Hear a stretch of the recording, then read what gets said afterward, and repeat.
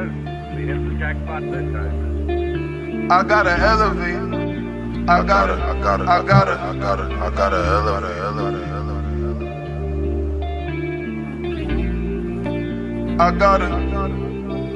I gotta elevate.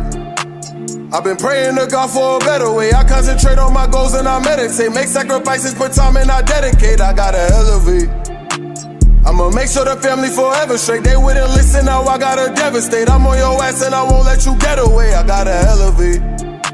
I've been praying to God for a better way. I concentrate on my goals and I meditate. Make sacrifices, put time and I dedicate. I gotta elevate. I'ma make sure the family forever straight. They wouldn't listen, now I gotta devastate. I'm on your ass and I won't let you get away. I gotta elevate. These niggas doubted me, but I won't give up on myself. This me in the trap, I don't need no one else. Ain't nobody saw when I cried out for help. They could care less about the way that I felt. Told you my heart is cold, it's the pain that'll melt. I'm trying to reshuffle the hand I was dealt. How you shoot for the stars and then land in the cell. My nigga Moss down while he canned in the jail. He had to find out that shit in the mail. The judge is a bitch, she won't hand him a bail. I know he a G, he gon' handle it well. He could've gave up some info on me and got out, but he's solid, he still wouldn't tell. I made him a promise that I wouldn't fail and get up no matter how hard that I fail. Some niggas despise as I rise to the top. Mixed feelings inside when I ride for the block. Are they really hoping I make it or they really faking and plotting on taking my guap? Stealing my style, they try taking my spot. Raising the stakes, I'm trying to raise up the stock. This game is my bitch, yeah, I got that on lock. But I had to leave, it be getting too hot. I gotta elevate. I've been praying to God for a better way. I concentrate on my goals and I meditate. Make sacrifice.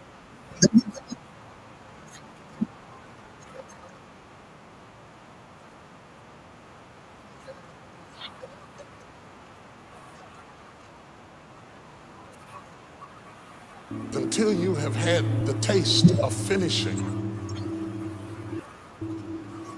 you will not respect yourself. Until you follow through, until something is done, tears and struggles and pain, and you go through it anyway, and you show up and you continue to fight on no matter the circumstances. After a while, something begins to wither inside of you. Every champion has felt it. Every president has felt it. Every king has felt it. Every lion has felt it. Every winner has felt it. Every soldier has felt it. Every victorious person has felt it. The urge to quit. Don't you give up on your dream.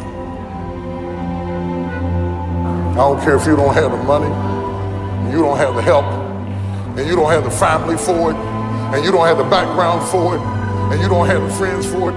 Don't you give up on your dream. Don't you do it. Don't you do it. Don't you do it. It may take you twice as long. You may have to take courses and classes. You might not read as fast. You might not move as quick. You might not have as much. But don't you quit. Don't you quit. Don't you quit. You do make a difference. You do make a difference. You do make a difference. As weak as you are, as tired as you are, as many mistakes as you made, you do make a difference. There is something they would lose if you were not there. There was something that they would miss if you were not there. You do make a difference. You do make a difference. I would rather aim for the stars and not hit them than to not aim at all. I would rather go after it and not get it than not go after it at all. I'd rather try and fail than not try at all. I don't want to live with the idea, wonder what would have happened had I done more with my life. I'm going to go for it come hell or high water. I'm going after my destiny. I lost a lot of stuff. I lost a lot of friends. I lost a lot of strength. I lost a lot of courage. I lost a lot of time. I lost a lot of money, but I was still believing. Broke, I was believing. Lonely, I was believing. Betrayed, I was believing.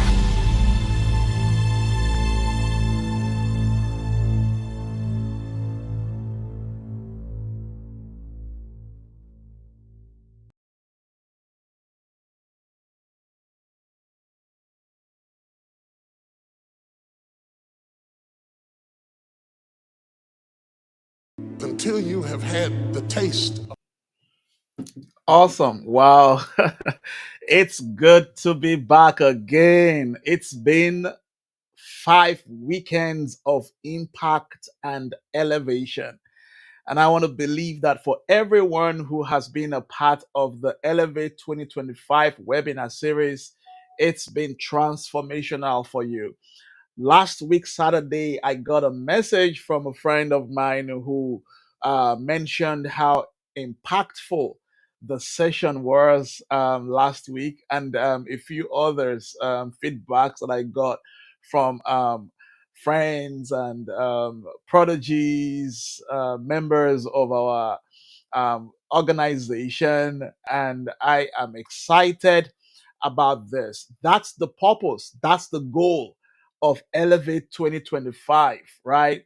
The contents have been transformational, the contents have been impactful from our very first day. Remember, I started this webinar series the first week, and then on the 18th of January uh, we had Tayo Ashley. On the 18th, we had Ibrahim. On the 25th of January, awesome sessions, awesome sessions. Tayo just took us to another realm, another level. And then Abraham came and blew the roof off, talking about our finances. And then we had Linda Orajekwe on the 1st of February. Linda did an awesome job talking to us about how we can maximize our health. She talked about healthy living on the 1st of February, and we are going to have a part two of that session. And I said, I remember I mentioned about the importance of taking care of your body. That's one of my goals, major goals in 2025, because of what use is a shining car when the engine is knocked off, right? So would look forward to having another session just talking about our health. And then last week, on the 8th of February, I came back and just tried to build on all that the speakers had said before now. And then today, which is the 15th of February, we will be having my very good friend and brother, Andrew Thomas. I remember we had him, if you can remember as well, we had him sometimes, I think it was last year or 2 years ago. And when the flyers came out, I got few feedbacks from folks, and they were all saying, I can't miss it. I will not miss it for anything, right? So I want to say a very big welcome to everyone. One favor you're going to do for me, for yourself, is to pick this link and put it on your status, on your social media handles, post it on the various community groups that you belong. Just do that for the next 1 hour. After 1 hour, you can pull it down if you so desire. Why are we doing that? We want your friends, your family, your loved ones to be a part of this session that we're going to be having today. And I'm not going to talk about the topic. I'm not going to go there at all, because our speaker will do justice. I am 100% sure about that. But before I turn over the mic to him, I want to um, request that I know we're going to talk about this afterwards, but then if the media can put on the screen, awaken your day. Now, why am I starting with that, and why am I going to end with that? The feedbacks that we have been getting from nations that I have never dreamed of ever being physically is awesome. The emails, yesterday I got an email from Poland. Amazing. I got an email from Poland about awaken your day, right? And then he started with English, and then went into using Polish. I had to copy it and then try to get an interpretation. So the good news for us is this: Awaken Your Day is going to be translated to French in a bit and also to Spanish.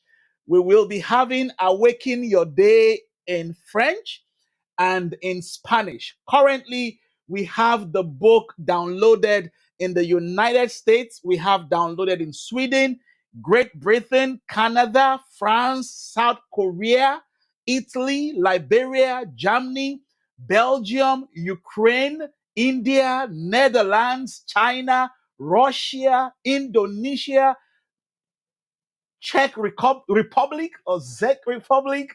We have it downloaded in Seychelles, in Turkey, in Chile, England, Brazil, Austria, Hong Kong, Morocco, Argentina, Poland, Turkey, Bulgaria, Nigeria, Israel, Spain, Romania, Angola, Kenya, South Africa, Mauritius, Albania.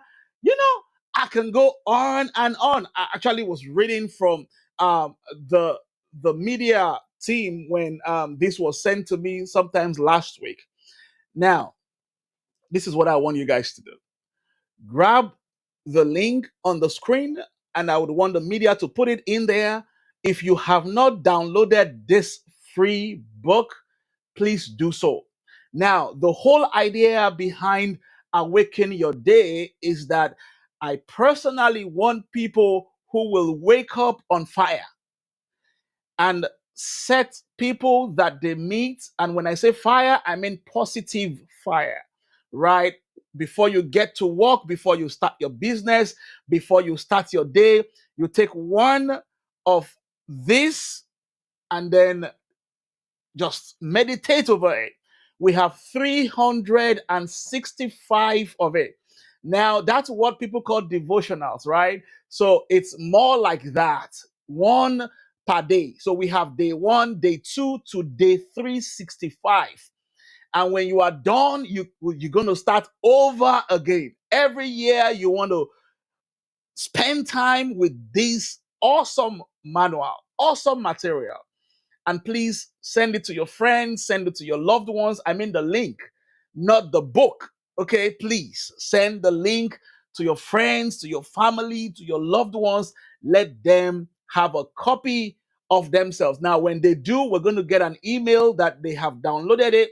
We're going to get their email, and when we have their email every week from the month of March, every Monday, they will also be getting a newsletter from us. Now, the goal is that in the next 5 years, we will have a minimum of 1 million copies of this book downloaded across the world. A minimum of 1 million. Actually, I said in the next 3 years. But then, you have a team of people that work with you, and then they're pushing, they're saying, KJK, let's make it 5. KJK, and I want to believe with your support, with your help, we can get this book to 10 million in 5 years. It is possible. One of the things I did to myself some 21 years ago was to erase the word impossible from my dictionary. The word impossible does not exist. And why is this? And you know that all over the world, we have seen the things that we call impossible becoming possible. We have seen people who literally live without a heart. There's a machine in their heart keeping them alive. Someone invented it. Before now, we never thought that we were going to have electric cars. Now we have electric cars. We have solar panel cars. That the roof of that car, the top of the car is solar panels, and the car moves on that. Lots of innovations coming up every day. And that's why you want to be a part of this tribe. You want to be a part of this community where we discuss impossible things that becomes possible, not when we are gone, but in our lifetime. That's one of the things that we believe at the KJK Development Systems and also at the Center for Real Impact. All right, thank you so much. I'm sure you have been able to grab that link. You've taken a screenshot of it, and you are already maximizing it. Again, please take this link and share across all your network. Let people be a part of this webinar series today. The next voice you're going to hear after this video will be that of our speaker, Andrew Thomas, and we look forward to a transformational and an impactful session today. Thank you. The only way to be truly satisfied is to do what you believe is great work. And the only way to do great work is to love what you do. If you haven't found it yet, keep looking and don't settle. As with all matters of the heart, you'll know when you find it. Sometimes life's going to hit you in the head with a brick. Don't lose faith. I'm convinced that the only thing that kept me going was that I loved what I did. You've got to find what you love. So you have to trust that the dots will somehow connect in your future. You have to trust in something, your gut, destiny, life, karma, whatever. Because believing that the dots will connect down the road will give you the confidence to follow your heart, even when it leads you off the With web. over 15 years of experience in the IT industry, Andrew Thomas has led teams and spearheaded technology deployments across the globe. He began his IT journey as a global IT technology lead at Multitech Asset Integrity, a contractor to Shell Petroleum, where he evaluated U.S. vendor technology solutions for static assets across sub-Saharan Africa. After 6 successful years in this role, he transitioned to Accenture as a senior IT consultant specializing in cloud deployments. Notably, he was one of 6 security leads managing the CBOSS project at the time, the most lucrative contract in Accenture's history, overseeing the U.S. deployment of energy, a project valued at over $1.2 billion. After 7 years of leading teams across various high-impact engagements at Accenture, he was recruited by the U.S. Social Security Administration (SSA) to help restructure its cybersecurity policy program. In this capacity, he worked closely with the Chief Information Security Officer (CISO) to shape a future-ready cyber strategy that balanced security with business enablement. In relation to today's discussion on AI, he currently serves on SSA's CISO AI task force, where he plays a pivotal role in designing the agency's secure AI strategy and shaping its AI future state. Beyond his professional work, he is passionate about mentorship and gives back by offering coaching sessions to aspiring and current cybersecurity practitioners, a way of paying forward the invaluable guidance he received from his own mentors. Outside of work, he enjoys spending quality time outdoors with his wife and their 2 sons. With a resounding applause, ladies and gentlemen, let's make welcome to Elevate 2025, Andrew Thomas. With over 15 years of experience in the IT industry, Andrew Thomas has led teams and spearheaded technology deployments across the globe. He began his IT journey as a global IT technology. Awesome. Thank you so much. Thank you. I'm glad to be here again. It's always wonderful to have the opportunity to speak to such an astute audience as a real platform. You know, it's a thrill for me. So I was excited when KJK said, "Hey, would you love to do this?" Obviously, I mean, I have a lot going on, but I was like, "Yeah, sure, I'm gonna jump on it." And I think when he told me the topic, which was maximizing AI for productivity, it kind of got me thinking right again about what we spoke about here 2 years ago, which was right about this time in 2023 was when I was last on this platform. Um, and just to echo something our brother just said, he said, "Hey, guess what?" He said, "I've removed the word impossible." And it's so funny because I was sharing with someone yesterday, and I said, did you ever realize that it only took us about 66 years to go from the very first flight to go to space? That was all it took. From the very first time we took off the surface of this earth to fly the Wright brothers to the time we actually went to space was only 66 years. Within the span of one man's lifetime, we were able to go from being bound on the ground to being, to be in space on another planet on another body in the universe.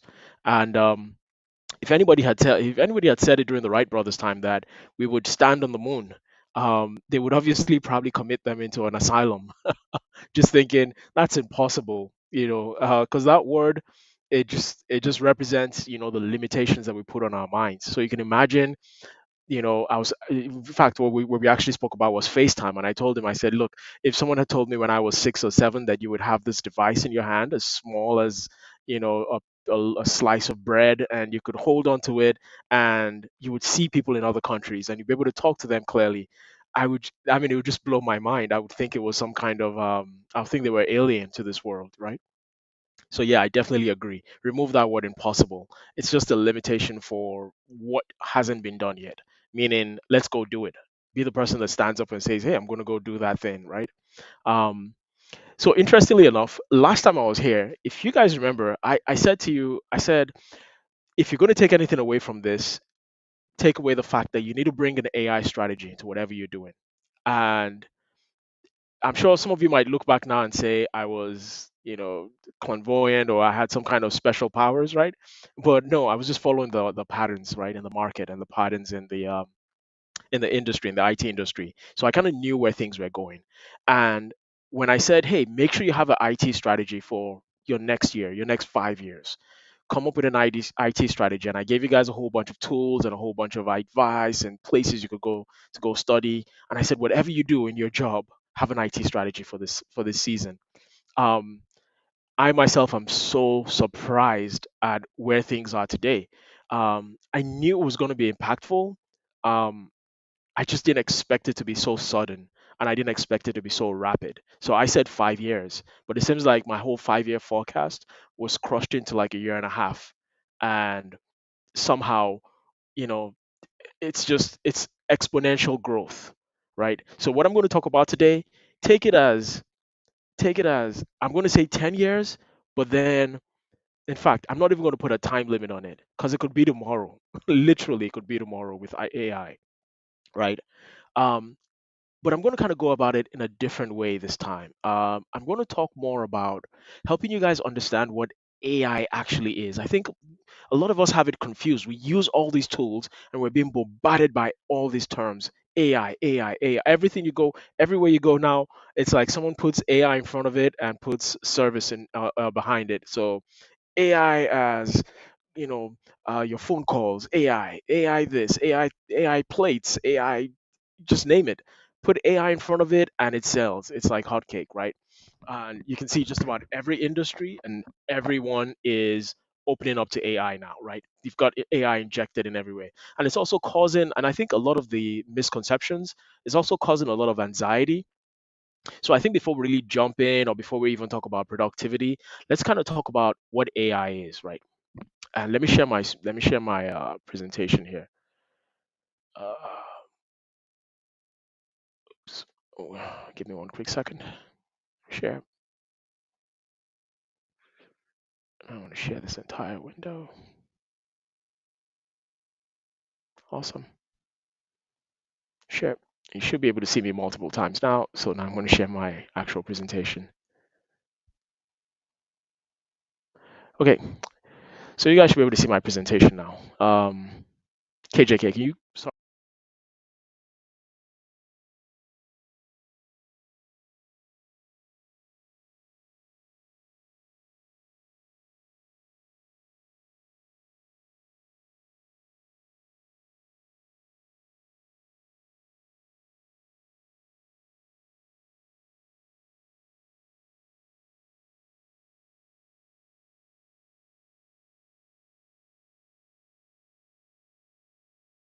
I even have in here.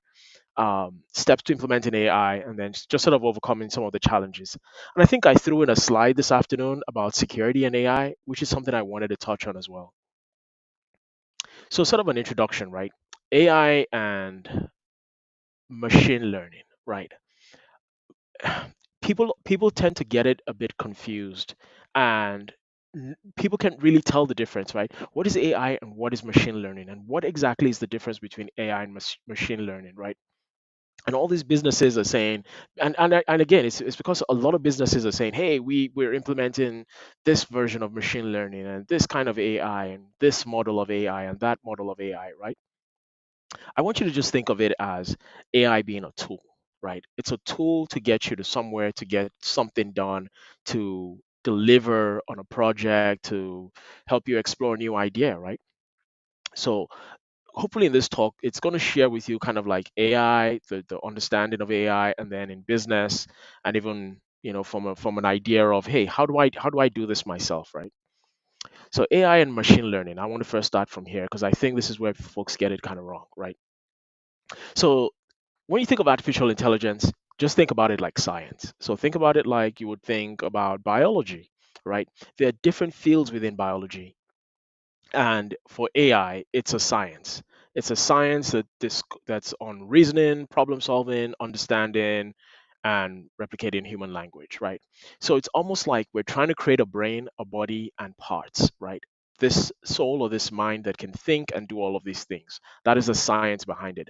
But then the question is always, well, if it's so the AI you actually interact with is just a model of that science, right? So it's if you think about it, it's like, say, you have human beings, right? Or we have Homo sapiens, but then you have human beings, right?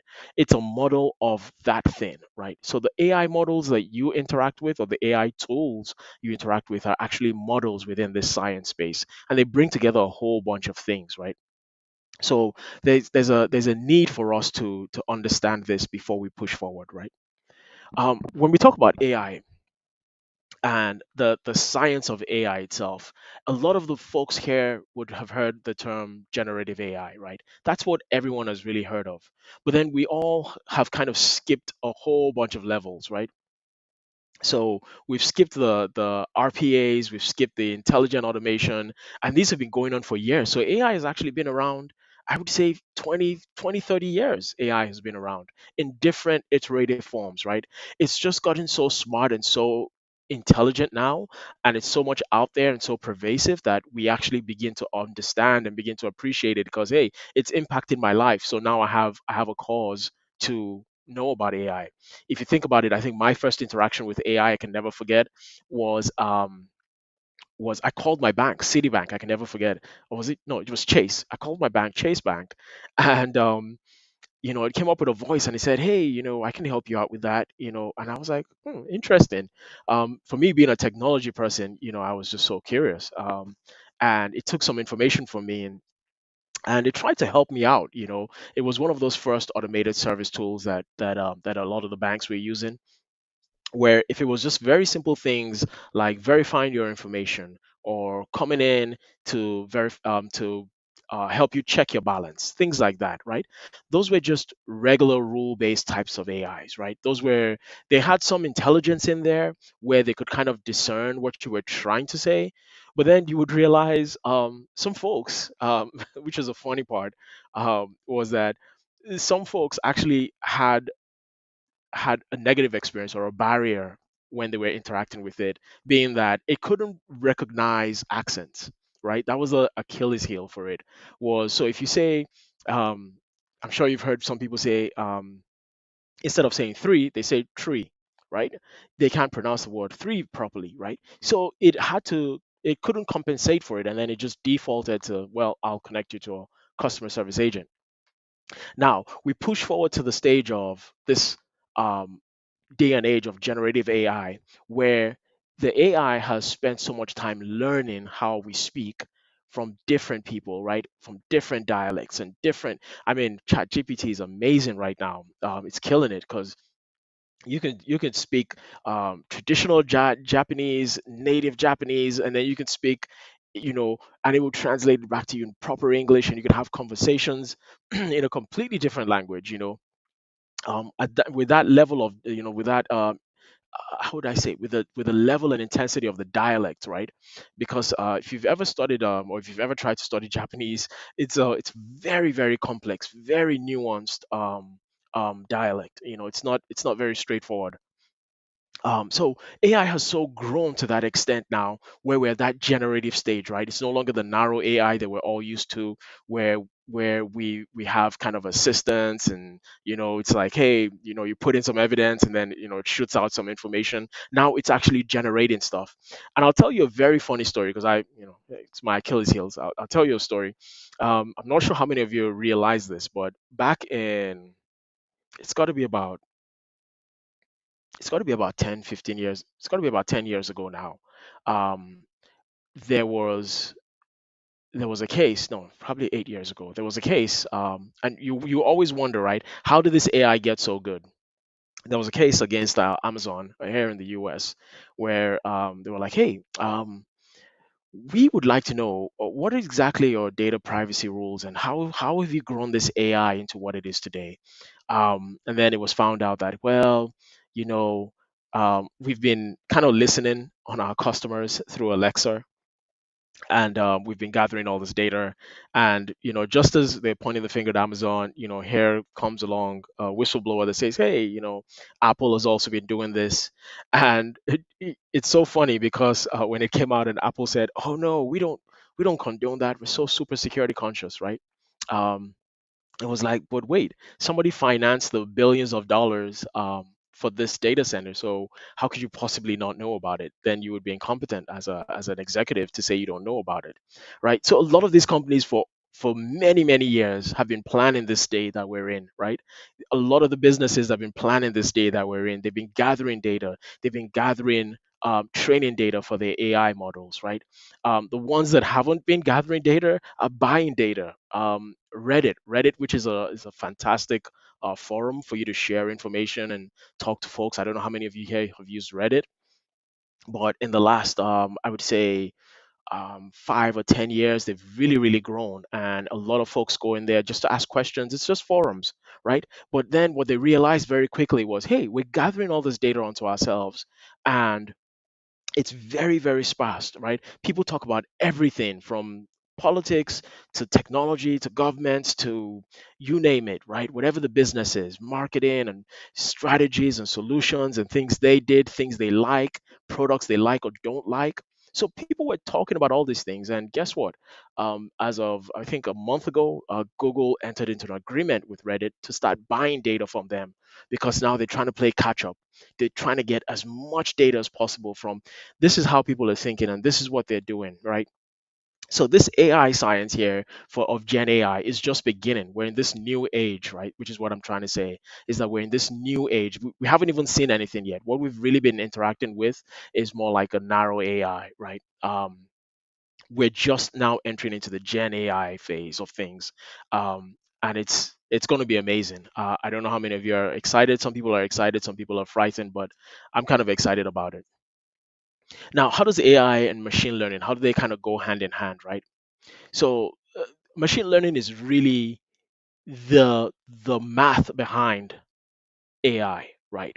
Machine learning is the actual thing itself. It's the complex statistical path that you use to get to that generative stage, right? Or that predictive stage. Because it's just making predictions. It's saying, hey, if you say the boy, the next word is probably going to be is, it's not going to be any of the other words. So the boy is. So it's making a predictive assumption at what is next and what is coming next, right? So with ChatGPT now, it's gotten so good that it can almost tell you, it can create it can create scripts for you, it can create different things. Even look at the intro was really really nice, and I could tell it was an AI generated voiceover and everything.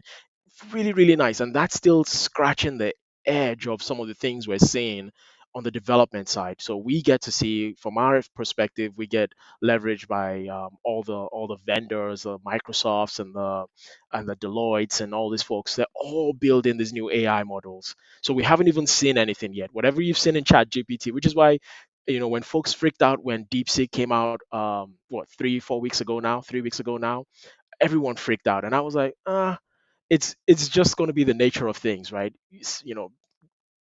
Get strapped in. DeepSeek is not going to be the only one. There's so many, many other models out there that are doing amazing things, and they're going to be coming out back to back to back, right? So it's time for us to just understand that, hey, uh, there's nothing to be afraid of, I guess, is what I'm trying to say here. And there's no reason for us to push back on it.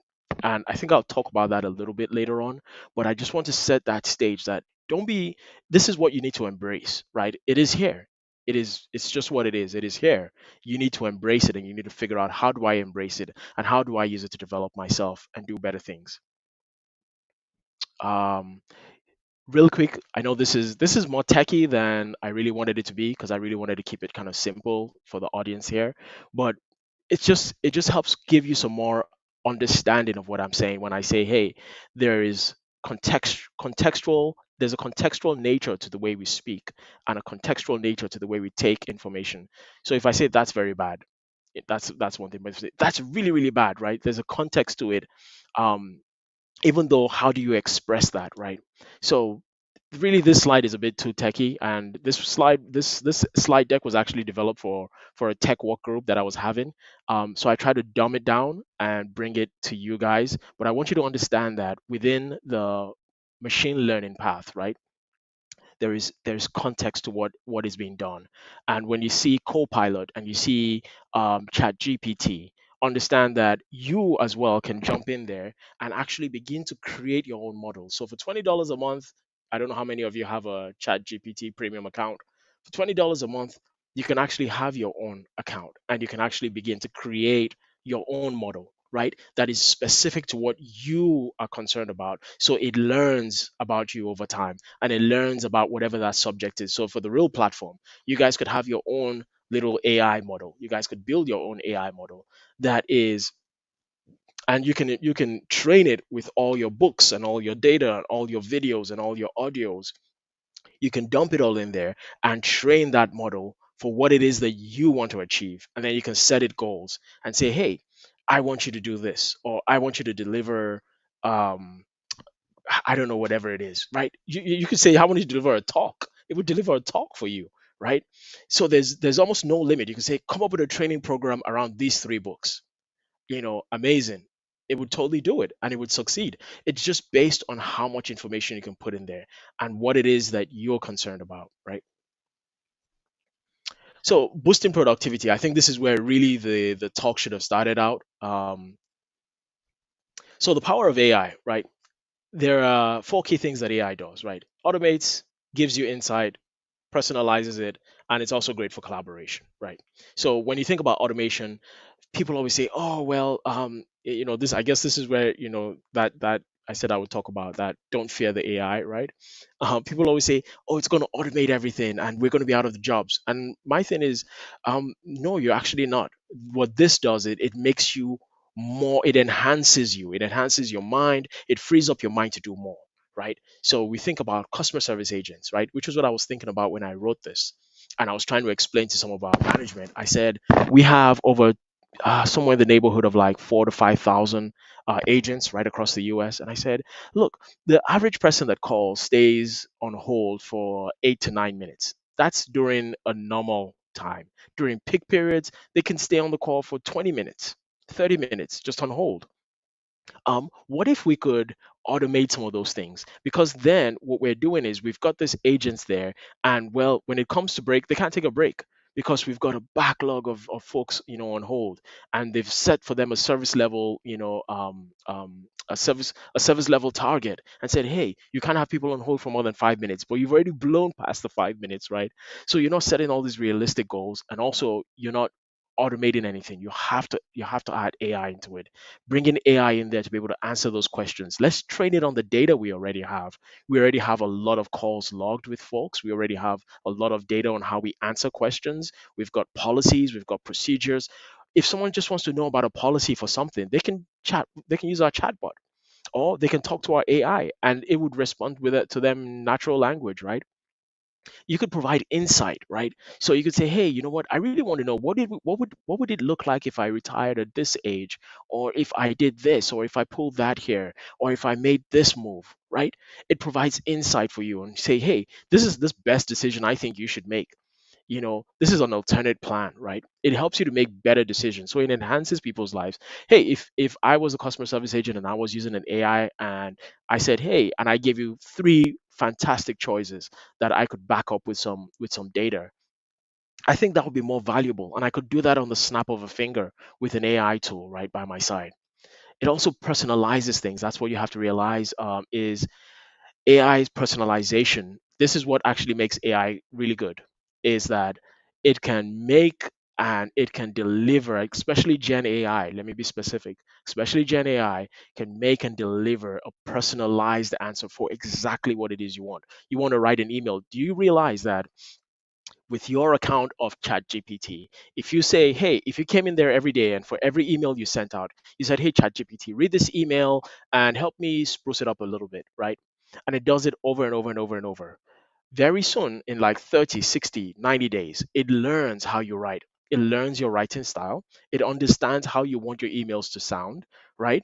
And it begins to deliver much better results. So it's learning over time. Imagine being able to do that with just about everything in your life, right? Especially when you now start thinking about virtual assistants, which is like one of the places that I'm really excited about. And I can't wait for us to get there to that future state where we have those virtual assistants that can actually personalize things for you. And I think I'll talk a little bit about virtual assistant. Well, not virtual assistants, but the personalization beats. I'll talk about that in the next slide. And then finally, obviously, collaboration, right? It's a great collaboration tools. There's so many great AI collaboration tools out there. So I guess the point of this is embrace AI, understand the benefits, understand the positives. Don't shy away from it and don't ignore it. I told you guys this 2 years ago. Whatever you do, don't ignore AI. Figure out a way to plug it into everything you're doing, because if not, you're going to get left behind, right? Understand when the computer age came, people, the folks who resisted to automate their systems and add IT into their systems, they suffered a lot, right? They really suffered a lot. There's some companies that are still suffering today. Whirlpool. I mean, I don't want to name any companies on here because I don't know how far this goes. But there's so many companies that suffered a lot because they ignored the integration of computer systems. They ignored, hey, saying our payroll is going to be automated now. We're going to have a computer system generating this stuff, right? When computers came along, everyone was like, oh no, in the name of God, we're going to lose our jobs. Computers are going to take over everything. What happened? They've only helped to enhance our lives. And that's exactly what AI is also going to do. So I want to talk about these three companies, for good, right? And these are just industry examples, but I want you guys to take it as I'm saying, as I'm giving the stories or the narrative. I want you guys to kind of think about you and where you are and what you could probably do within your organization, the company you're working for today, or maybe a business that you've started, right? Think about how you can do some of these things, and it kind of also helps you or gives you an idea of kind of the maturity stage, right? Or how AI has matured over time, right? So the story of Target. Um, I had a conversation with someone about 12 years ago, right? Like I told you, AI has been around for a long time. About 12 years ago, Target did something very interesting. In fact, it was probably more than 12 years ago because by the time I was hearing the story, it was already old. But Target did something interesting. Target is a retail store over here in the US. They sell clothes and they've kind of moved into just about selling everything, including some food, some small food items, right? But predominantly, they're known for selling clothes and knickknacks and, kitchenware and so on and so forth. And they're really good company. But then they came along and there came along the online retailers like Amazon, right, who were threatening their market because these guys are brick and mortar, right? They did have an online presence, but they were predominantly brick and mortar. And that was where they got most of the revenue from. And Target thought to themselves, hey, what can we do to enhance what we're doing? And they came up with this cool idea. And they said, look, we've got security cameras in the store, right? We've got all these wonderful security cameras in the store, and we have all these customers coming. How can we know what they're buying, right? That was the initial idea. Was just let's find out what are they buying or what are they not buying. What is it that people just come into the store and pick up and they look at and then they put down and they don't actually buy, right? You can track those things through volume sales, but then is there any correlation, right? That was what they were thinking about. How can we draw correlations between these things? And that was that initial AI, that wrap, right? In AI. And what they found out was very, very interesting was when they started recording people, and obviously also remember that each one of these people, well, a lot of these people that came to their store were also members. They were Target members, so they had a store ID membership number, and they could as they were recording, they could say, "Hey, we've done some facial recognition. We know who this person is, and we've attached them." Because when you check out, when you're checking out and they scan your card, they can then attach that card number to that person. So whenever that person comes next, they can track what that person is doing over time and say, over time, this person buys this same thing, and this is the aisle they go to, and these are the things they always pick up and never buy. Why does this person never buy that thing? Does it relate to someone else as well doing that? And they started tracking this thing, and lo and behold, they found something out that was completely on a. They, it wasn't even what they were looking for. They found out that women, obviously women being the people, folks who do most of the shopping, women will come into the store. And certain women, a subset of women, was what the computer found out for them, was that a subset of women who went to this aisle, and this aisle and picked up this specific things always came back within 3 to 4 weeks and went to the baby aisle to buy either formula or diapers, or would come back in about 2 months to buy diapers and wipes and things of that nature. And they started wondering to themselves, well, these women don't look pregnant. They're buying these things. And lo and behold, Target had stumbled upon something, a subconscious human nature, right? Which is that these women, they even knew that these women were pregnant before these women knew they were pregnant, because subconsciously they would go to these aisles, pick these things up, and because they did that, the computer was like, look, 89.999% there is a correlation between these people. And these people always come back and they end up in the baby aisle. And they always come back and they're always pregnant. So there is something going on here. And that was how Target came along and said, look, the probabilities are just too high. If this is over 80%, there's got to be something going on here. So guess what they did? They said, if if we have a customer that goes here, here, and here, what we're going to do is we're going to send them a coupon, right? We're going to send them a coupon book. We're going to send it to their house, and it's going to have, you know diapers, at a discount, and it's going to have, baby wipes at a discount, right? And guess what it does to them? It subconsciously forces them to say, you know by the time they find out that they're pregnant, guess what they do then? Because those coupons are good for like a year, a month or two. By the time they find out that they're pregnant, right? Because Target already knows technically that this person is probably 80% chance they're pregnant. So by the time they find out they're pregnant, the coupon book is almost running out. They're like, oh, you know what, we can buy diapers, we can buy wipes. They don't go out of, they're not going to spoil. They're not going to, it's not going to, they don't need any preservation. We can keep them in the house. Let's take advantage of all these coupons. And they started buying. And every time they would issue more coupons, they will buy even more. So that by the time the baby even came, they had bought everything they wanted from Target, right? And that edged out the competition. Obviously, by the time they came out to talk about this, it was years after all their success, and other folks caught on to this machine learning, right? This machine learning algorithm, and it was being sold to other competitors like Walmart, right? All the brick and mortar folks, which is why some of them have been able to survive the online onslaught from the Amazons and so on and so forth. Is that Amazon, whilst they can see that you look at these things and they might try to direct your attention, that human connection, that natural human nature, that cadence that would take you, walking down an aisle, or touching something or doing that, it's just out of it, right? It's harder for them to track. So great story there about Target.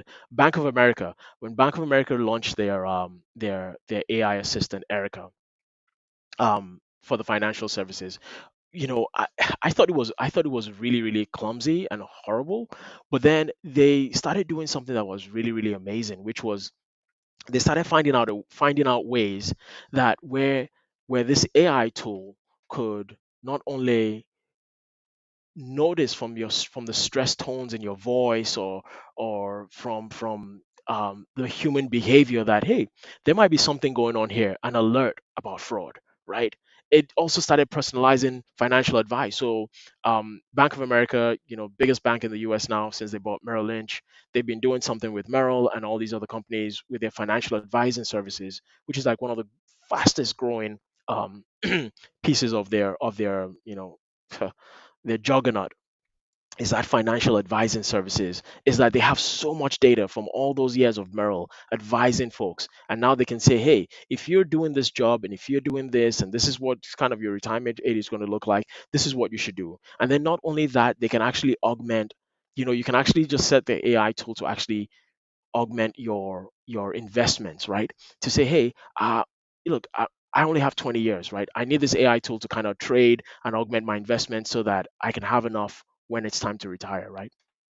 So Bank of America doing awesome things there. The last company I'll really very quickly talk about is United Health Group.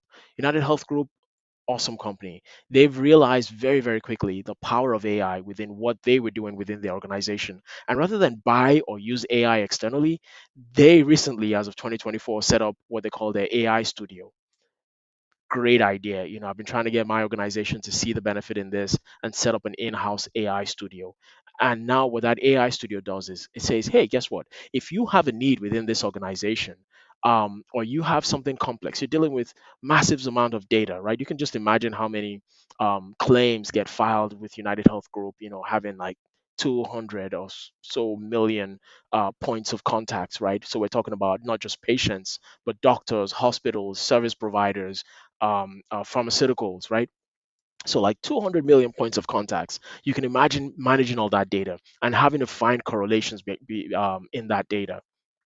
And they've been able to do such a great job because each one of their teams can now build their own kind of model, and it's all connected together by this generative AI, and it's all connected together so that they can begin to find and begin to identify trends and begin to see, hey, when this happens here, or when this is happening here, it affects this group here, or this amount of data. Now we can automate our security, right? So for us, from a security perspective, what I was championing was what they had done with their security group, which was they were able to feed in all their policies and procedures and things like that into this AI, and then they were able to say, look, I want you to now go out within this organization to anything that you're connected to and find out if anyone is breaking this policy, right? Find out for me who's breaking this policy, find out why.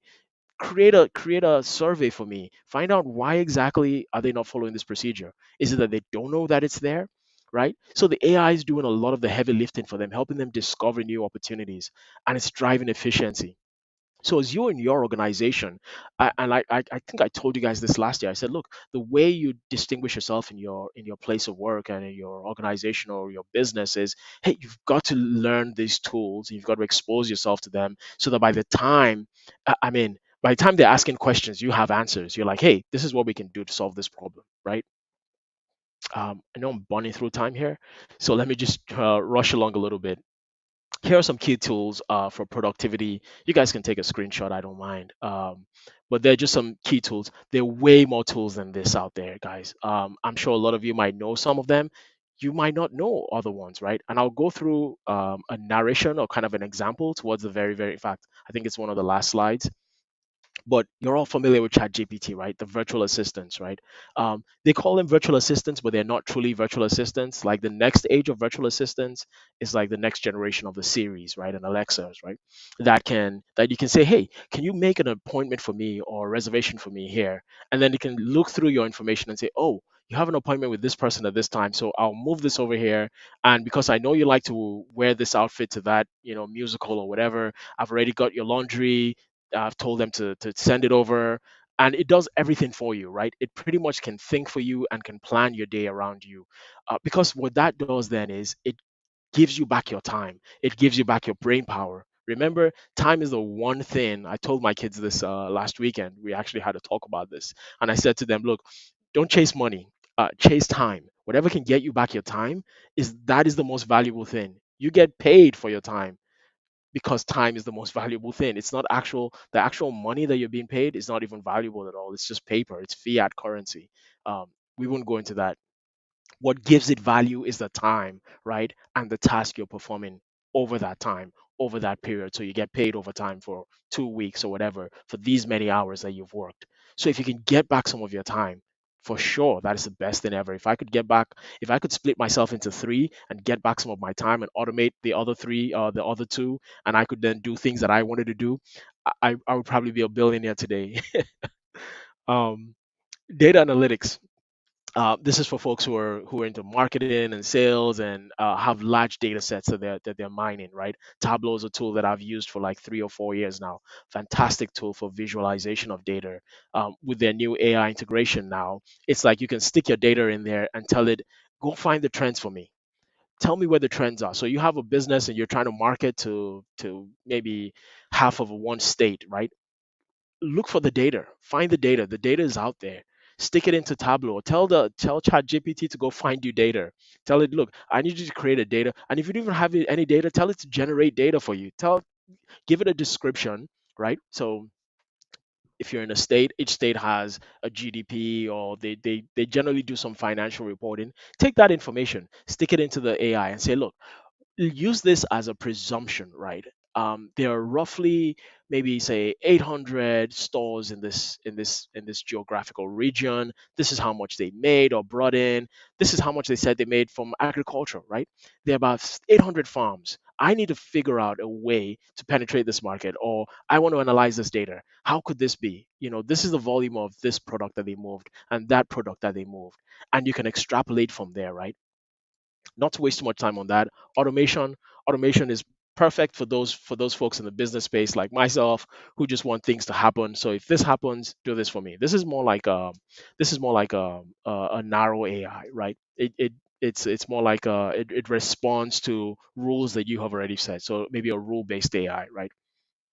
And then creative tools for those folks who are doing video, writing, design. There's so many tools out there. You no longer even have to code. Canvas can create sites for you. You can design things. You can change images. I saw someone recently that put together their top three money making ideas, right? um, Online, passive money making ideas. One of them was, he had an AI that he would put in a text, a motivational word or quote of the day. He would put it in and tell the AI to develop or to design a font, a character, font character, and put it in there. And I would say, okay, can you come up with an image that kind of exemplifies this quote? And it comes up with an image. Is like perfect. He sends it over to another um, another AI tool that is used for designing clothes, right? And it says, hey, I want you to post this and set it up and do all the setup for me for a T-shirt. And once that is done, he sends it over to a vendor who then prints it for him, puts it on the online, and sells it and markets it. So he does that once every day. And he's like, oh, it brings in like $3,000 for him every month. Then he has another AI tool. He has another AI money making thing that does something else, right? So he's got all of these things where he spends 10, 20 minutes every day doing just that one thing, and he makes $3,000 a month extra income, right? Without so much effort. So again, he's recovering his time, doing things faster, and being able to still make an income. So he still works his job, but he's going to invest an hour a day or 2 hours a day to get this thing all set up and sends it out. Um, how to get started maximizing. So this is where I think the meat and potatoes are, right? So you have to identify the pain points. I- It's one thing to say, fine, we've had this wonderful talk, right? What do I do next? How do I get started? How do we get started going down this road about AI, right? What do I do? Um, get a book.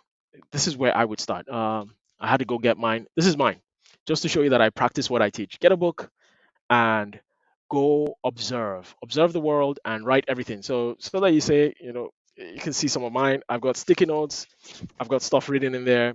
This is my idea book. Get an idea book. I think I have about two of them. I have one which is like for my family and things, and ideas of things I want to do, and plans, financial plans I want to make, and you know, and I just keep iterating through it. I write it down, then I change it a little bit, then I change it a little bit, because you're never going to get to that if you keep waiting for yourself to get to that stage. You're thinking about it, you're going to forget about everything, right? First, write it down, and I'll tell you something so interesting. I'll tell you guys another story. I love telling stories. I think they make the most impact. I was watching. I don't know how many of you are familiar with the group called Y Incubator. Go check them out on YouTube. It's not actually a group. It's like a business finance. It's like the top, I'll say, three, four, five guys on Wall Street. They put together a huge fund, and what they do is they give up and coming startups 30 seconds, right? So a lot of people apply to Y Incubator, and they give them like 30 seconds to come and make a pitch, or I think maybe it's like 2 minutes. You get a 2 minute pitch, and you have to be able to sell us on your idea in 2 minutes. If not, you're out the door. And you go in there and you sell them on it. And if you win and you get an offer for them, they will put in, I think, $50 million, and they will provide you a space. You'll sit in there, you have to work 7 days a week, and they're going to give you 2 months. I think they give you about 2 or 3 months, but they give you $50 million. And you dump everything else in your life and you work like you've never worked before, and they bring ideas to reality. A lot of the AI stuff that we're seeing today, a lot of the technological developments we're seeing today, all came out of Y Incubator. You'll be so surprised. Check them out on YouTube. Anyway, the guys at Y Incubator, there was this gentleman that was giving his story about how he ended up at Y Incubator, and something that he said kind of struck me. He said he was at a really low point in his life, and he had dropped out of university, and he was at home, and he was thinking, okay, I want to build something, I want to code something, I just don't know what it is. There's a problem out there that I can solve. And I guess his mother, she was just kind of worried, like any parent would be, right? She said, look, you just can't sit at home all day. She's a dentist, she owns her own practice, and it's little. She has about maybe 10 staff in there. And she's like, look, why don't you come to work with me? At least that way, even if you wanted to sit down in a room, you get it out of the house, number one. Number two, if you want to sit down in a room and focus, you can do that. So he says the first day he walks into his mom's office, into a dental practice, he sits down at the front desk with the nurses. And he says, as he's sitting down there, he realized that as patients came into the office, excuse me, as patients came into the office, there was one system for them to check the patient in. Then he noticed that the nurse would switch over to another application to check the patient's insurance, and then she will switch to a third application to schedule any of the tests and everything that has to be done that day, and so on and so forth. And he said, "Look, at the end of it, I realized that that day that they went through 5 to 6 applications or systems just to service each patient."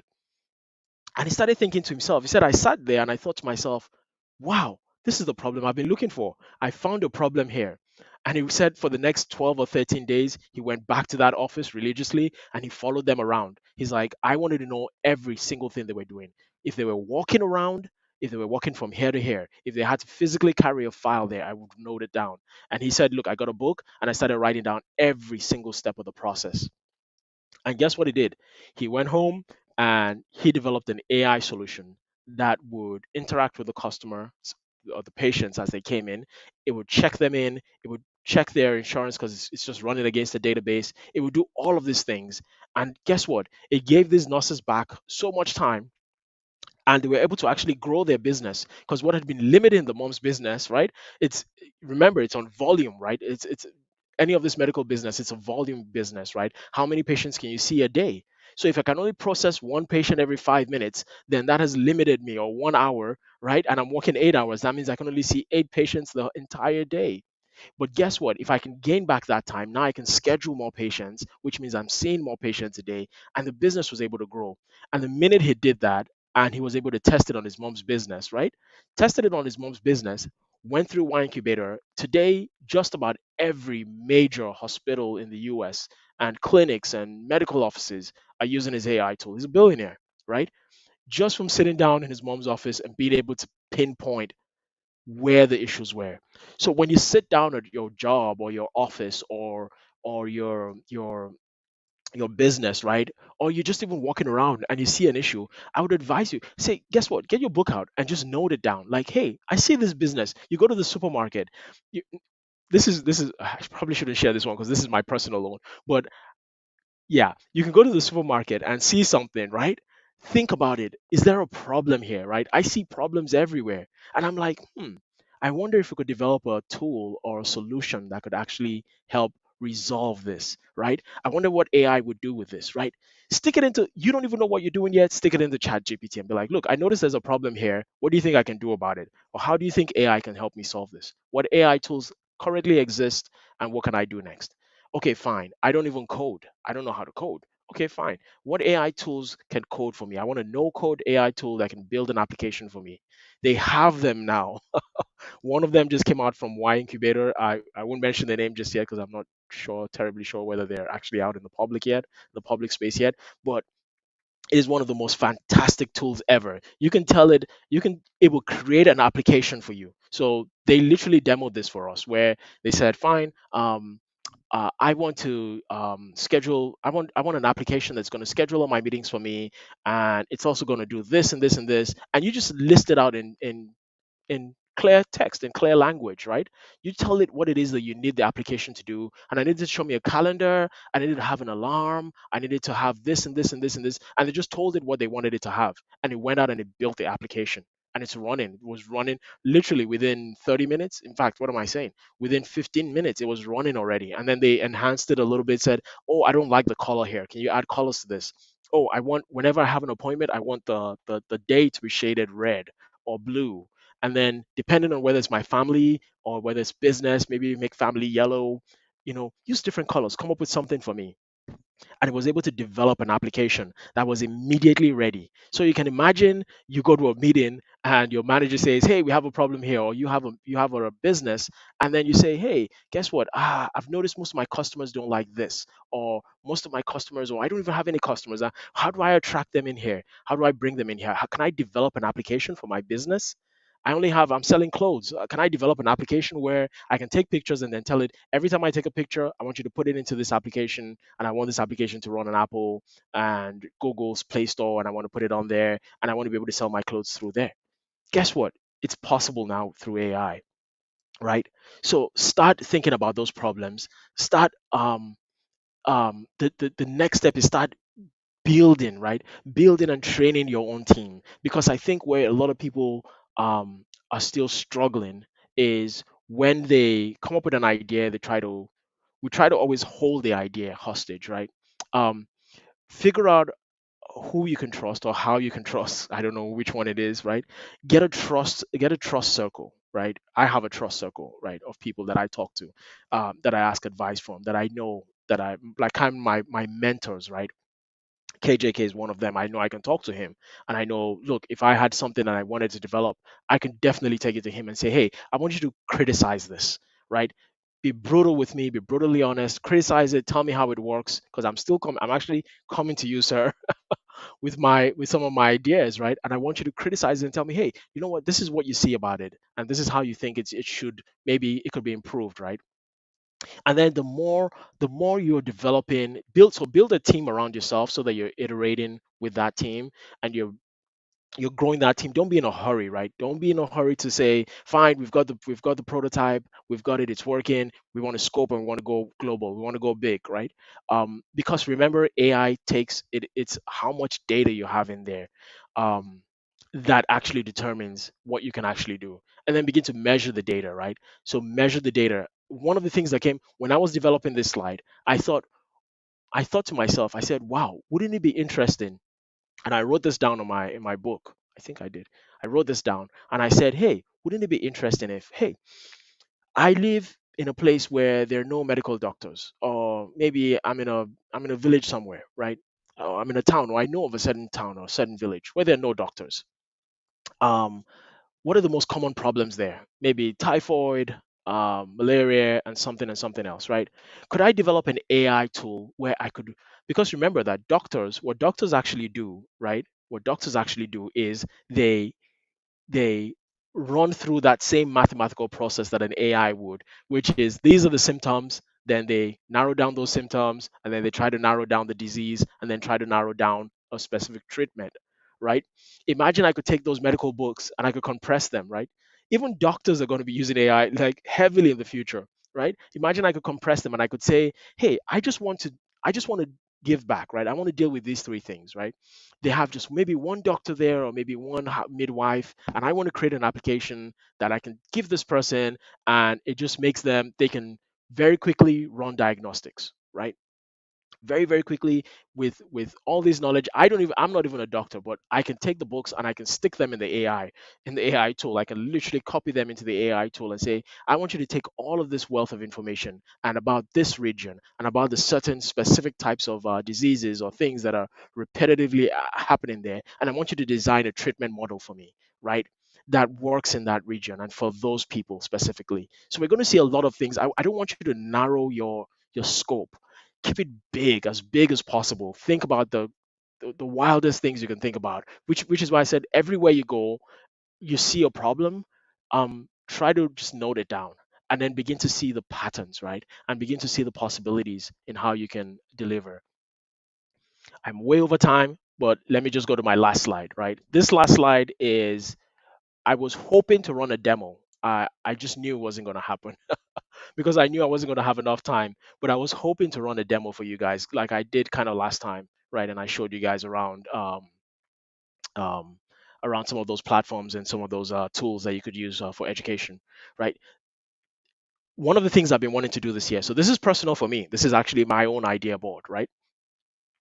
One of the things I wanted to do was I've realized I'm so limited, right? I get a feeling and I want to share on a specific topic, right? And I've always been thinking, it'd be so cool to have a podcast, or it'd be so cool to have a platform where I could just share some of the things that were on my mind, right? But I'm also very, very private. Apart from KJK, I would normally shy away from speaking in public like this. I would do one-on-ones or very small groups, very niche groups, because at my stage, at my level, it's like the kind of people I'm speaking to are very specialized, right? So the folks that I end up in the room with are like the CISOs and division directors and things like that. So I'm speaking to a very niche group. I'm not speaking to a wider audience most of the time. So, and we're speaking about super technical things. So I don't really find myself in those spaces. I try, I do have mentees and folks that I do coach, but then they're always in smaller groups, twos and fives, right? Not in larger groups like this. So one of the things I've been thinking about is, well, how about I give back, right? How about I have a podcast, but I also don't want it to be my voice, right? Or maybe you could say, hey, I don't, my accent is kind of off, right? I don't know, I don't want it to be my accent. And then you say, oh, I don't want them to see my face.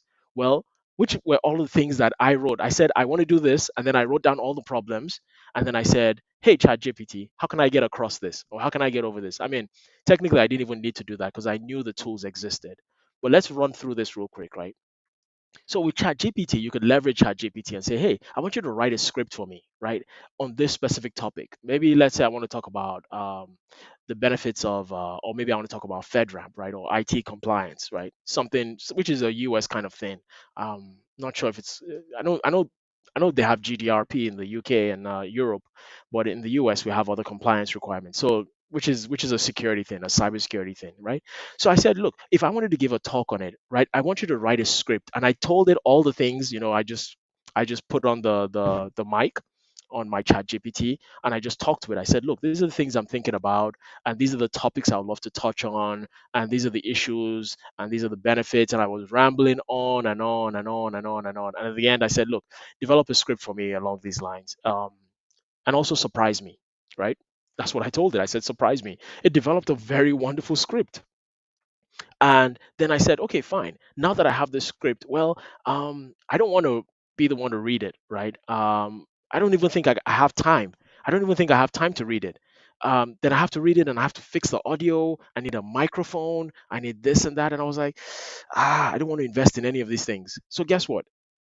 Use Dub, the Dub over feature in the script, right? Use it. It'll create a human-like voice, right? That would actually take your text and turn it into a narration with all the human nuances, like and we could yes, and it's like it sounds so real. You can't even believe it. You guys should go try it out.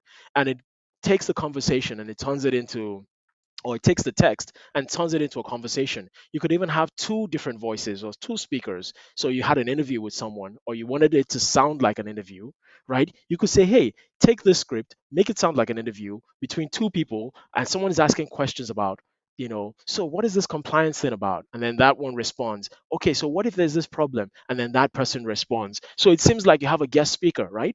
And it would create from your script that you created from ChatGPT, it will turn that script into an audio recording. And then let's say, hey, I want to now post this on YouTube and I need a video, but I don't want to be the one on the screen. Well, hey, there's another tool for that. So you could take that same script that you've posted somewhere as audio, make a video from it, and it will create Synthesia would create an avatar for you. So really, I mean, it's so funny because the first time I saw this demoed, um, I didn't know where they were going with it, but I was like, oh, this lady looks very nice. Oh, she's doing a really, really good job. And she was talking about security and things like that. And they said, oh, oh, this is an avatar. And I was like, no way. I was like, after watching the whole thing, I was like, wait, play it again. And they played it again, and I still couldn't tell that. I mean, I would argue with them and say, no, it is not an avatar. It's impossible. But it sure is. And it sure was. So there are avatars on there that would take that same audio recording, and it would create two avatars having a conversation, having a dialogue, or it would have one person presenting to you on a thing. So you want to do training. You want to do training, you have some ideas in your head, stick all that training material or all that knowledge you have about your business or whatever it is, stick it into chat gpt, tell it develop a script for me, put it as a dub over, or go to Synthesia, and have it create a video with an avatar reading it out. And then, hey, you know what? Next thing you know, you can set up an application where folks can go in there and either for free or for a small monthly fee, they can go watch and learn. Right? You could have a learning platform. So you have a lot of knowledge about project management, right? Turn that into a money make it once you create it once, right? And you're not really doing anything. Literally, the script is being created in Chat GPT, being turned into audio or video for you, and you're literally posting it. You could post something every single day and be making money on it, right? Um, this again, like I said, is something I want to do. I was willing to share it with you guys because I feel like, look, uh, there's so much room for everyone, right? There's nothing special about it. There are people already doing this, I'm sure, and probably in bigger ways. Obviously, I have my own spin on it and what I want to do and how I want it to look like, which is what's going to make a difference in unique. I think that's the very last slide. Oh no. Okay, we have the future of AI. Sorry about that. So really quick, I'll touch on these things. So where is AI going? I know I made a prediction last time and I said, hey, you know what? Go get AI. AI is going to be the next big thing. Any business that doesn't have AI inside or any AI strategy, they're in trouble. They're not going to be around much longer. And I said it was going to be for everything from the Fortune 500 all the way down. If you look at it today, I was dead spot on, right? So this is my prediction. What we're going to see over the next, I would say, 5 to 10 years, right? And I might be very, very wrong. This might happen. I might be back here next year eating my words. Is what they call hyper personalization. So the AI we currently have today is super basic, right? Which means it can recognize you and recognize what you want and then offer it, right? Because each one of these offers are actually like models, right? So it's actually like an AI model, right? Hey, you want to this AI is specialized to cooking something, right? Or cooking, making cookbooks or something like that, right? So it gathers all that information around a model that's already created about maybe writing books or something, and it does that, or maybe solving this kind of business problem, and it does that, right? Which is what I was saying earlier on, that you can actually go to Chat GPT and create your own models. So the current offering right now is, hey, you create your own model, and it kind of groups everyone together and says, hey, we're using this model and this model, combining it together. We're grouping everybody together into this bucket, right? What we're going to see in the very near future, as AI continues to expand and the data and the ideas continue to grow, is what we call hyper personalization, which means it's no longer going to be for for models for groups. It's going to be models for individuals, right? It's going to model specifically for you, not kind of what I was talking about earlier on when I said, hey, ChatGPT will learn about you or your personal assistants. I mean, those are solutions that it's providing to you. What I mean is actual models that will be specific to you and what you are doing. It's going to be really interesting. I don't know what direction it's going to go in. If you have money, I would say invest in an AI company. I'm not a financial advisor. That's just my opinion. But I feel like in the next 5 to 10 years, we're going to see such a ramp. So we haven't seen anything yet. Whatever you've seen today, just wipe your mind, shake your head off, and just be like, no, this is nothing. Whatever we've seen now is nothing. Whatever how thrilled we are now is nothing. Just understand that by 2010, AI is going to be smarter, it's going to be faster, it's going to be more accessible. Um, so just think about it like where we've come in the last few years, right? And then think about the advances in technology and the advances in chip technology, right? And think about where we're going. So you see an Nvidia that was worth almost nothing, 5 10 years ago, crashing. Today they're like one of the most celebrated, billion-dollar, you know what they call them, the Magnificent Seven on the U.S. Nasdaq, right? Being traded. So you see all of these companies doing all these great things. Now, I will caveat all of this by saying there is a dark side to AI, right? And my next slide. My computer is frozen. But I'll caveat that by saying there is a dark side to AI.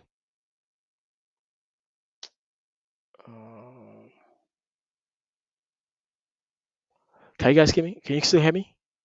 Okay, let me just try and present that again. I don't know why my slide deck just froze over there.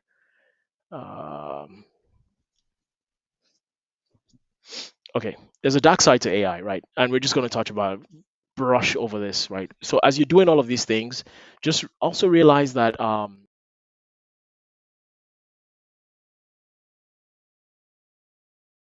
you're always going to have bad actors, right? So you're using the internet, you're sending an email. There are always going to be bad actors out there, right? And with AI, it's a few things, right?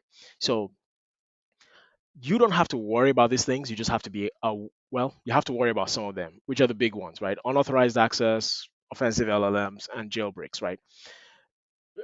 The other smaller ones, I was thinking of how to group these, and I didn't get to it. I just left it. I said, look, I'll just talk about it and I'll brush over it because you guys are not security people.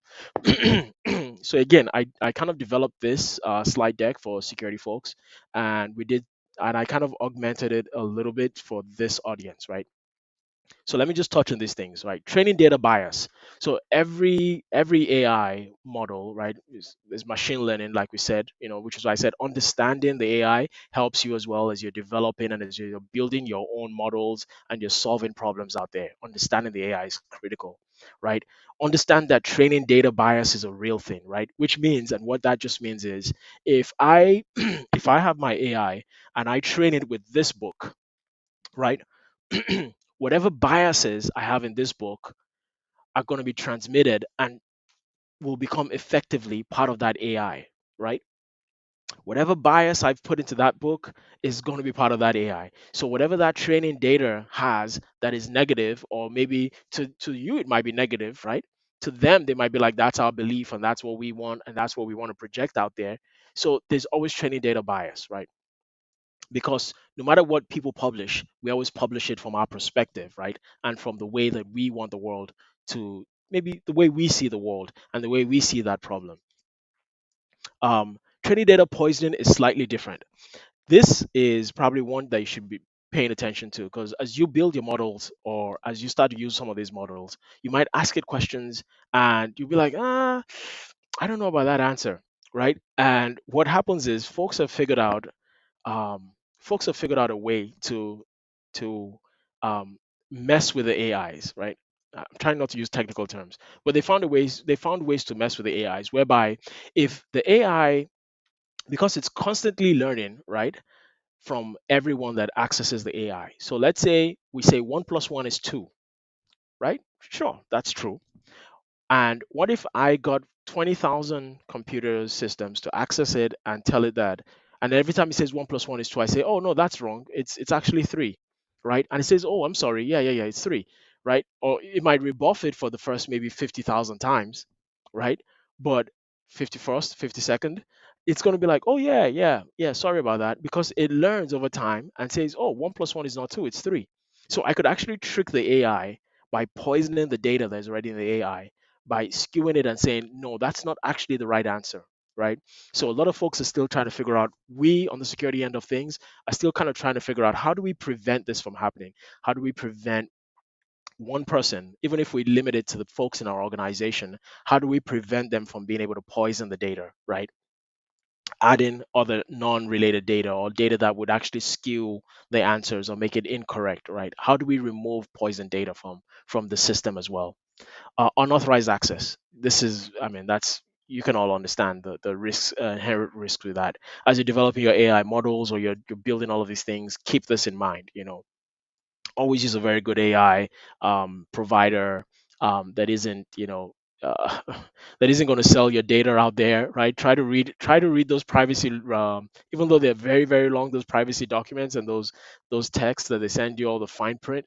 try to always read it, especially when you're doing business. Because some of these folks have, and I don't want to speak about anyone specifically, some of these AI companies have very strange privacy policies where they say, well, everything you say and everything you do is ours. And if you come up with something and we feel like it infringes on our kind of intellectual property, then we own it, right? So you create a fantastic application, maybe say through one of these tools, and it becomes $1 billion company, and then they're like, ah, well, that fine print over there, when you were creating it, we actually have the data, the training data for it to show that you actually used our system and you created it, and we feel like we own 10% of your company. So we own 10% of your $1 billion. Sorry about that, right? Don't use jailbroken LLMs. And I think the last one I'll talk about is the hallucinations. Hallucinations are real. So if you guys don't know what hallucinations are, when AIs start to make stuff up. So when you ask an AI a question and you say, hey, tell me that story about Oliver Twist, and I think it was ChatGPT. They asked it a very well-known story about Hemingway, one of Hemingway's books. If you don't know who Hemingway is, then check on Amazon. He's a great author, um, great historical author. And they asked it a question, and it gave, it made up part of the answer, and that making up part of the answer to kind of fill in the gaps in its knowledge is what they call hallucination. Now, hallucination is also pretty dangerous because I'm sure some of you never ever heard of Sydney. I'll be very surprised if any of you ever heard of the I believe it was Microsoft. Yeah, it was Microsoft that released the AI called Sydney. And Sydney was was online for all of, I think, 3 or 4 weeks. The AI, they were building it in the background, right? And it was getting smarter. Some folks say it went sentient, which means it started thinking for itself. But I think it was just really a mixture of hallucinations and data poisoning. But it started threatening people, and it was like, well. It told a reporter, or reached out to a reporter. A reporter went on there and asked it all these questions, and then wrote a piece about Sydney and said, "Oh, it's not really really good, and it's horrible, and it's this and it's that and it's that." And he went back to the AI, and the AI said, "Oh, I know who you are. You're so and so and so and so, the reporter who wrote this." And he's like, "Oh, I'm going to make sure I kill you." And I think the folks at Microsoft found a way to just bury that story. I mean, they buried it. It only really got out amongst the tech community and amongst the security folks. That was where it only really got out. It never made the big time news. You would think an AI threatening a reporter or sharing the recipe for bombs and things like that was going to be, because it did a lot of things. Sydney did wreaked a lot of havoc in just the few weeks it was on, before they turned it off and never turned it back on again. Hopefully. But yeah, just be aware that these things exist as you're building, as you're engaging some of these AI tools. Make sure you read the fine print. Make sure you're aware. Make sure you're cognizant of all of these things. Apart from that, I'd like to say thank you. I'm sure there's some questions. I'll make myself available for a few minutes, but you can always reach out to me through the real platform. Just reach out to KJK. If you want to collaborate, if you want to talk, if you want to share ideas, I'm always open to that. Always available. Thanks, Thank you folks. so much. I really do appreciate it. Wow, that was awesome. Awesome. Can you hear me? Yes, I can. Thank you. Awesome. Thank you. Awesome. Thank you so much for that great presentation. Sure thing. It was a Um, pleasure. uh, Questions were coming, but then as they come, you were answering those questions. Oh, really? Oh, fantastic. Fantastic. Okay, You guys. know, how can everyday professional use AI to be more productive in Yeah. 2025? And Yeah. I think that's literally what you've been talking about. Yeah. Don't be afraid. And guys, again, I'll say this. If even if you're working for a bank or company or whatever, don't be afraid to explore and exploit issues, right? You see an issue somewhere, um, yeah, don't just say, "Hey, well, it's not my issue. It's not my problem." Come up with a solution. Leverage this AI tools. Feel comfortable. The smallest things, even smallest issues in your house, right? I told AI to, I was like, oh, my garbage disposal. So in the US, I don't know, folks in Nigeria and all of the other parts of the world might not have it, but underneath your sink, you have this huge rotary blade machine that sits underneath your sink, and when things go down your sink, like food and things like that, you can turn it on, and it blends and it Yeah. macerates the food and all that leftover. And I said, oh, it's not working, and he said, oh, look here and look there, and it said, oh, what kind of model do you have? And I put it in there, and it said, okay, one of the known issues is that there's a fuse, a very tiny fuse at the bottom of your garbage disposal unit. Just go there and press the, I mean, literally, guys, let me tell you how so funny this is. I'd worn my shoes, I had worn my coat, and I was on my way to the store to go and buy a new one for $274, and I was literally crying. And it just occurred to me, like, dude, you preach this every day. Why don't you do this? And Wow. I went in there, and all I had to do was press the button. And I pressed it, and everything was working. And I was like, I'd done everything. I checked the electricals. I'd used all the knowledge I knew in the world.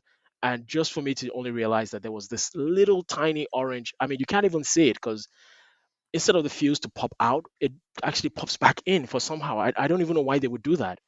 And that's all I Wow. had to do was look for a little pin and press it, and everything was working again. I was like, wow, saved by the AI. Thank you so much. Really do want to appreciate your time. Time is fast Sure spent, thing. but you have done justice to this topic. I Sure thing. wouldn't be asking for more. I'm so grateful. Thank you so much, and Sure thing. appreciate the family for allowing you to spend an hour 30 minutes with us. Please extend our love to them. Thank you. Will do. Will do. Next week, guys, it is With over February 15 years of 22nd, experience in the and that IT is industry, going to Andrew be Thomas our has last led teams and spearheaded media. technology. Media. What's going on? Thank you.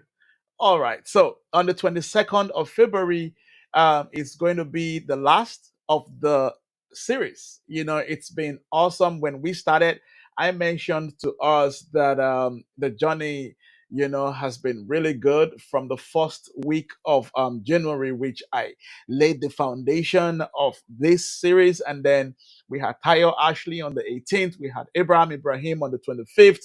We had Linda Orajikwe on the 1st of February. I came back last week.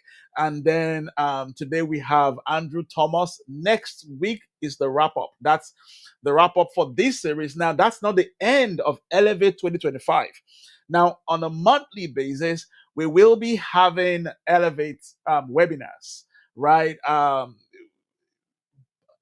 Bringing in speakers. Some I will be here. Some would just be Q&A sessions, just answering questions and talking to each other, having conversations around a specific topic cut across all spheres of influence.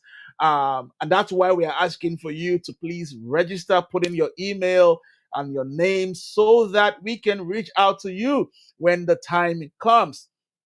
Next week, we will be having a very dear friend of mine, Sheon Udev Bulu. Sheon Udev Bulu will be with us next week, and she will be talking about mastering the art of sales, marketing, and personal branding. Mastering the art of sales, marketing, and personal branding. And she is the area sales manager for Coronation Asset Management. Coronation Asset Management, and she's been doing this for many years. I've had conversations with her, and this is one session you don't want to miss. For everything you have heard all through Elevate 2025, if you cannot sell yourself, if you cannot market it, if you cannot brand yourself for it, it's just going to remain at the state of knowledge, not at the state of action, where profit maximization can come from it, right? So beyond knowledge is you being able to master the art of sales, marketing, and personal branding. For example, someone asked me 2 weeks ago, Joe, why didn't KJK? Why didn't you change? You've been wearing the same clothes all through the Elevate sessions. Now, the reason why I have been doing that, you guys will see in the next few weeks, right? This has been my uniform all through the Elevate 2025 series. I'm sure some people will be like, oh, that's true. You didn't even know. It's intentional. That's where personal branding comes in. I had an idea and I discussed it with a media team lead, And we agreed on that, and this happened. From the first to the second to the third to the fourth to the fifth to the sixth, and next week you're still going to see me dressed like this. It's intentional. I'm sure you guys have seen the same thing with Mark Zuckerberg, the Microsoft guy, and people would always ask, is that the only clothes that he has? There is always a reason behind everything, especially for people who are intentional about what they do, what they say, where they go, right? So next week, we will be looking into this, how you can sell, how you can market, and also personal branding. And we're going to have one or two speakers, folks coming from outside, from our audience, right? To come share thoughts with us about how Elevate 2025 has been impactful and transformational. Look forward to seeing you next week. Please share the link. Let your friends, your loved ones be a part of what we do. Follow us on Instagram, on Facebook at KJK Speaks or at Official Real Platform. Again, when I started, I talked about you ensuring that you download the book, Awaken Your Day. I listed the countries, over 16 countries now that we've had this book downloaded. And I also shared with us earlier how I got an email from Poland about this book. It is one per day. I have one pill for you before you start your day, and it is in this book. Ignite your daily performance. It's going to turbocharge your day. It's inspirational. It drives you to performance and achievement. So please grab it and be devoted to it every morning. Read one per day. And then, of course, I have other books on Amazon. You can grab any of that. I have a good news for our folks in the UK. We will be in the UK in a bit. The announcement, the dates, the time, and the venue is going to be out in a bit. Leeds, we are coming. Okay. And Toronto, Canada, we are coming. Lagos, Abuja, Nigeria, we are coming. Accra, Ghana, we are coming. All in 2025. All right, guys, have a beautiful evening and morning, afternoon, wherever you're joining from. I'll see you next week as we wrap up Elevate 2025 webinar series. Bye for now.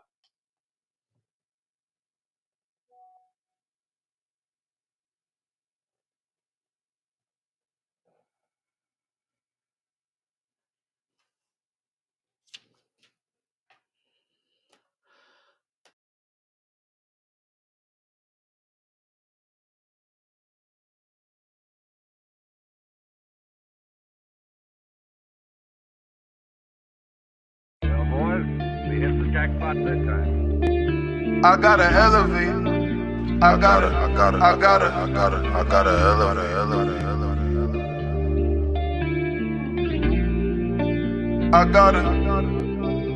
gotta elevate.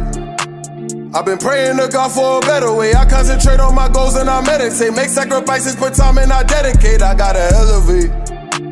I'ma make sure the family forever straight. They wouldn't listen, now I gotta devastate. I'm on your ass and I won't let you get away. I gotta elevate.